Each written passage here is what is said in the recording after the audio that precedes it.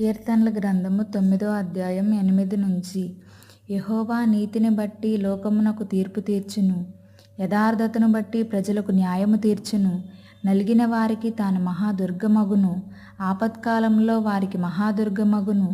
యెహోవా, నిన్ను ఆశ్రయించు వారిని నీవు విడిచిపెట్టువాడవు కావున నీ నామమెరిగిన వారు నిన్ను నమ్ముకొందురు. సియోను వాసి అయిన యెహోవాను కీర్తించుడి, ఆయన క్రియలను ప్రజలలో ప్రచురము చేయుడి. ఆయన రక్తాపరాధమును గూర్చి విచారణ చేయునప్పుడు బాధపరచబడు వారిని జ్ఞాపకము చేసుకొనును. వారి మొర్రను ఆయన మరువడు. నేను నీ కీర్తి అంతటినీ ప్రసిద్ధి చేయుచు సియోను కుమార్తె గుమ్మములలో నీ రక్షణను బట్టి హర్షించునట్లు యెహోవా నన్ను కరుణించుము. మరణద్వారమున ప్రవేశించకుండా నన్ను ఉద్ధరించువాడా, నన్ను ద్వేషించువారు నాకు కలుగజేయు బాధను చూడుము. తాను త్రవ్విన గుంటలో జనములు